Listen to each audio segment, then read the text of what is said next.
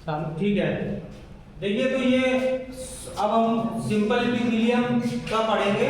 ठीक है, उसमें कौन कौन सा था? Squamous, cuboidal, columnar. ठीक है, नेक्स्ट एक स्यूडो स्ट्रेटिफाइड बच जाता है, वो नेक्स्ट लेक्चर में लेंगे आपका। ठीक है, तो इसके बारे में अंदर पढ़ लेते हैं क्या क्या है। ठीक है, तो सबसे पहला है आपका स्क्वैमस। तो ये किसका बना हुआ होता है? सिंगल लेयर के सारे होते हैं पहली बात तो। ठीक है, क्योंकि सिंपल वाले हैं।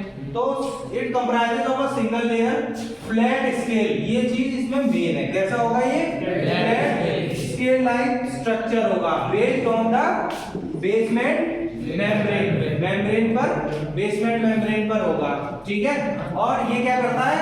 अलाउ करता है डिफ्यूजन को, एक इधर से उधर चीजें जाने के लिए। ठीक है, allow diffusion of substance through tissue. किसी एपिथेलियल टिश्यू के आर पार कोई ना कोई चीज जाएगी डिफ्यूज होके। ठीक है, एग्जांपल क्या है? अब एग्जांपल दूंगा तो आप समझ जाओगे क्यों। एल्वोलाई ऑफ लंग्स, जो आप अंदर सांस लेते हैं उसमें ऑक्सीजन और कार्बन डाइऑक्साइड जितनी भी गैसेस आपके एनवायरनमेंट में प्रेजेंट है वो अंदर जाती हैं, और अंदर जितनी गैसेस आपको निकालनी होती है वो बाहर जाती हैं। तो ठीक है, लंग्स के आपके अंदर इस तरह से सैग लाइक स्ट्रक्चर होता है, एल्वोलाई कहते हैं उसको। पूरा लंग्स की एक बेसिक यूनिट होती है। तो उसमें से ये जो चीज बाहर जानी होगी वो बाहर जाएगी, और जो अंदर आनी होगी, जैसे ऑक्सीजन अंदर आनी होगी ऑक्सीजन अंदर ज्यादा जाएगी, कार्बन डाइऑक्साइड बाहर की तरफ जाएगी। ठीक है, तो ये जो एल्वोलाई, इसी को कहते हैं एल्वोलाई ऑफ लंग्स। तो उसमें कौन सी एल्वोलाई ऑफ लंग्स में कैसी सेल्स होंगी आपकी? Simple squamous epithelium cells. इसीलिए यहां लिखा है allow diffusion of substance through tissue. Diffuse हो रही है गैसेस। ठीक है, और लाइनिंग ऑफ ब्लड और लिम्फेटिक वेसल्स। ठीक है, मान लो ये नसें हैं आपकी, वेसल्स हैं, वेसल्स बोलते हैं इसको, चाहे वो ब्लड की हो चाहे वो आपकी लिम्फेटिक टिश्यूज की, लिम्फेटिक सिस्टम की हो, ब्लड वेसल्स। ठीक है, और लिम्फेटिक वेसल्स की लाइनिंग में भी क्या रहेगी आपकी?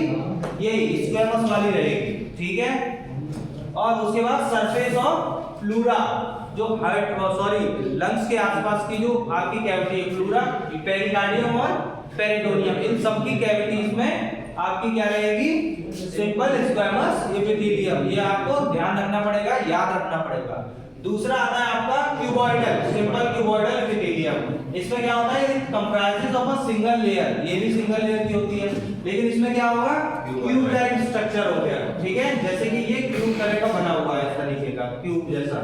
ठीक है, based on the basement membrane. सभी मैंने आपको बताया किस पे अटैच होती है? Basement via connective tissue.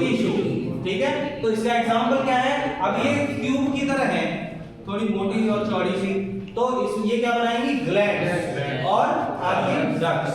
ठीक है, किडनी में भी आपकी ये कौन सी होती है? क्यूबॉइडल वाली होती है। ठीक है, अच्छा, अब उसके बाद आते हैं सिंपल कॉलुमिनर। कॉलुमिनर का कॉलम बताया था मैंने, क्या बताया था? कॉलम। ठीक है, लंबे लंबे कॉलम होते हैं इसमें। अच्छा, तो ये भी सिंगल लेयर है, कॉलम वाले सेल्स, कॉलुमिनर सेल्स।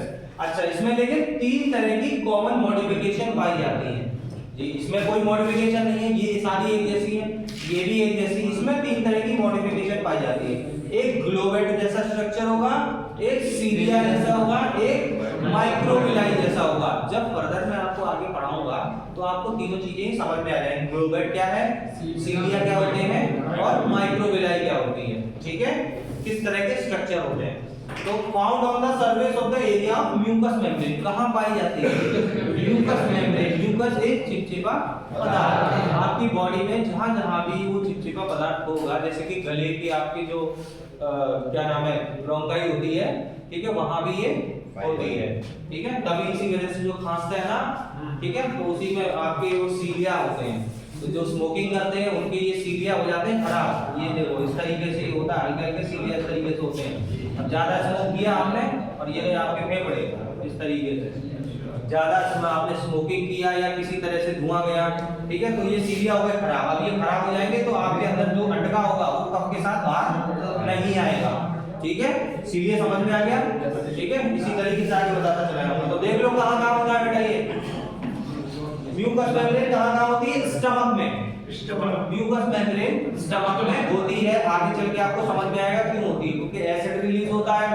एसिड रिलीज होगा तो आपकी स्टमक को गला देगा वो, लेकिन यही म्यूकस मेम्ब्रेन क्या करेगी, आपको प्रोटेक्ट करके रखेगी, किससे, हाइड्रोक्लोरिक एसिड से, ठीक है। तो कहाँ होता है, स्टमक में, और इंटेस्टाइन में भी होता है कुछ पार्ट में, यूटेरस गर्भाशय में भी होता है ये, यूट्राइन ट्यूब्स, ठीक है, यूट्राइन की ट्यूब्स में भी होता है, और रेस्पिरेटरी ट्रैक्ट जो अभी मैंने आपको बता दिया। तो ये सारे विद एग्जांपल आपको याद करने हैं, ठीक है।